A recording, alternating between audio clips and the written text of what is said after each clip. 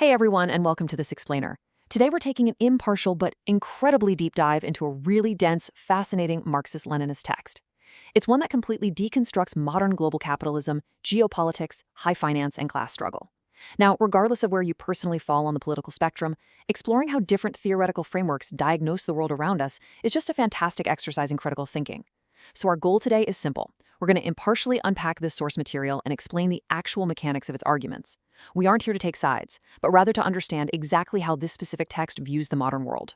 Let's get into it. We'll be breaking down the overarching thesis of this text through 5 distinct themes. First, the new strategic phase. Second, shifting global power balances. Third, the financial tower of Babel. Fourth, the business of hunger. And finally, number 5, the growing global proletariat. Okay, let's hit part 1 right away, the new strategic phase, or as the text calls it, the acceleration of history. The core premise here is that the late 80s and early 90s acted as this incredibly violent catalyst. Just think about the rapid succession of events back then. Between 1989 and 1991, we had the fall of the Berlin Wall and German reunification, the Gulf War, and then the sudden implosion of the USSR. And the text actually notes that the Soviet Union was drained by the Star Wars rearmament race and falling oil prices. Then, almost immediately following all that, you have the 1992 Maastricht Treaty and the debut of the euro in 2002. According to the source, this rapid restructuring essentially functioned as a global earthquake. It shifted the balance of relationships between world powers with such intense force that the text actually likens it to a third world war. To really grasp the gravity of this analysis, listen to how the source frames it. Today, history has unexpectedly quickened its step. The interweaving of these processes and the new divisions they produce weigh in the scales of history like a third world war. The text is making a very definitive statement here. The collapse of that old global order didn't bring about the end of history, like some people thought, but rather it just set the stage for intense new imperialist divisions. So, you know how official documents often present the European Union as this historic peace project born from the ashes of 2 world wars? Well, this Marxist analysis defines it quite differently. It views the EU as a strictly defensive market consolidation. The argument is that explosive capitalist development in Asia essentially forced European big business to merge its markets. To even stand a chance at competing with continental-sized rivals, European capital literally had to centralize its economic and political power. It wasn't about idealism, right? It was a calculated, necessary move for global economic survival. Moving right along to Section 2, shifting global power balances and the rise of the new Molochs. The source backs up its claims with some hard data on the 2006 world export of manufactured goods.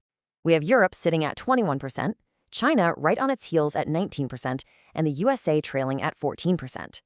The text highlights China's explosive, almost unrepeatable growth. Between 2000 and 2006, China more than doubled its share of global manufactured exports, which effectively allowed it to overtake the United States in this specific metric. And the analysis points out that this massive breakthrough was heavily accelerated by China officially joining the World Trade Organization. Now, the text is extremely pointed about what this Chinese economic miracle actually represents. It says, it was a young capitalism that was growing in China, certainly not an impossible national socialism, and now China is here with its products and its wage levels. This is a super crucial distinction. The source totally rejects the assumption that China represents some sort of socialist utopia. Instead, it argues that China is a massive emerging imperialist state capitalism that is fully aggressively engaged in the global division of the world market. So the takeaway here is that global competition demands absolute massive scale.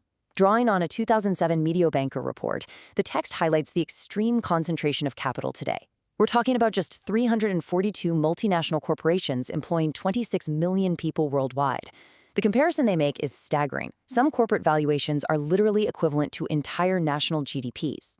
Toyota's economic weight is roughly equal to the entire GDP of Greece.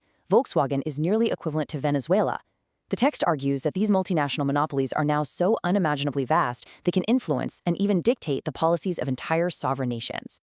But what happens when this highly concentrated global capital seeks to infinitely expand? That brings us to Section 3, the financial tower of Babel, and the 2008 financial crash. The source describes this massive, completely unsustainable disconnect between real, physical production and what Karl Marx called fictitious capital. Here's how they put it. Abundant world savings have created the magic of leverage. Structured debt and derivatives totaled a figurative value of 800% of world GDP. The text points out that the base of the global liquidity pyramid had just absolutely exploded. We're talking about paper wealth that is entirely disconnected from real-world assets. It created this dangerous illusion that wealth could be generated purely by speculation. Let's break down exactly how this builds into a catastrophic crisis step by step. Step 1. Mortgage banks aggressively push subprime loans onto vulnerable, low-income buyers. Step 2. Those same banks immediately offload that risk to Wall Street. Step 3. Wall Street breaks these toxic loans up, mixes them all together, and transforms them into seemingly safe AAA-rated securities that they sell globally. And finally, Step 4, the housing bubble bursts. When property prices finally fell, all that leverage just worked in reverse. Every real dollar that was lost was multiplied exponentially through international finance, a total house of cards. And the fallout, as we all know, was unprecedented. Lehman Brothers went bankrupt after 158 years in business. Merrill Lynch was absorbed. Freddie Mac and Fannie Mae had to be nationalized. We saw massive, historic state intervention just to prop up failing commercial banks. Now, what's really interesting here is the text's specific interpretation of these bailouts. The source does not view this as just some temporary glitch in the system. Rather, it views these massive rescues as absolute proof that the state ultimately acts as the tool of capital, stepping in with trillions of public dollars to save the market from its own fatal contradictions. Which brings us to Section 4, the business of hunger, or capitalist hunger.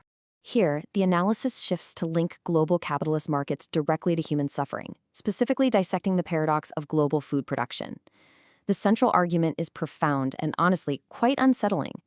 The text states, the crisis demonstrates that the double nature of imperialist development, which increases the forces of production only to destroy them, operates in the same way on human beings.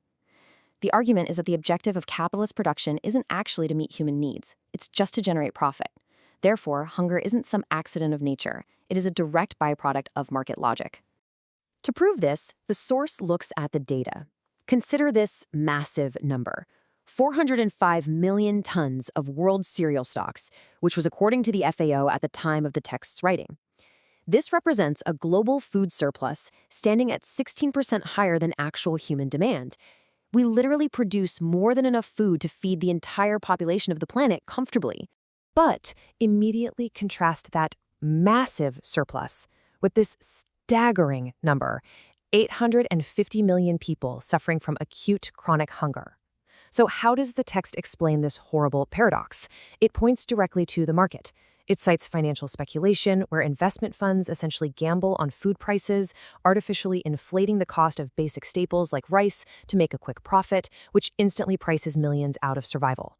It also heavily critiques the diversion of massive amounts of crops into the biofuel industry, noting that the crops used to fill just a single tank of ethanol could feed a person for an entire year. Finally, we reach Section 5, the growing global proletariat, the greatest power.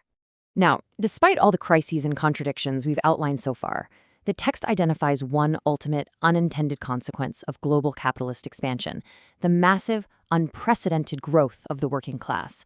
Pushing back hard against the popular idea that the working class is somehow disappearing, the text notes, behind these numbers we see millions of young Chinese, Indians, Indonesian, Vietnamese, and Brazilian workers who, from the turn of the century, have strengthened our class. The assertion here is that by expanding globally, capitalism is actively creating the largest army of proletarians, wage earners in human history. And the demographic shift they point to is staggering. Based on International Labor Organization statistics, the global baseline was 950 million workers. In just a single decade, that number grew by 550 million new workers. That's an explosive 50% increase, bringing the total to 1.5 billion people. To put that into perspective, as the text points out, this means 30 million people every single year are being integrated into the machine of modern capitalist production, primarily in Asia, transforming peasant farmers into a concentrated urban workforce.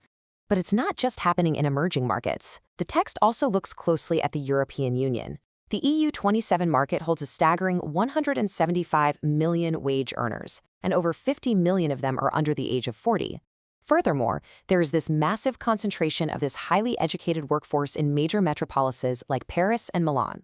The source argues that despite differences in language and culture, this immense concentration creates an unprecedented potential for the working class to overcome its divisions and truly unite. Which leads us to the ultimate premises of this intense Marxist analysis. The text lays out a world of extreme wealth concentration, systemic crises, and a rapidly expanding global working class. But it ends with these very provocative questions, which I'm going to leave you to reflect on. Will the revolutionary movement be equal to the situation? Will there be a party capable of understanding and action? Regardless of your own worldview, this text definitely challenges us to look incredibly closely at the underlying mechanics of our global economy. Thank you so much for joining me on this explainer, and keep asking the big questions.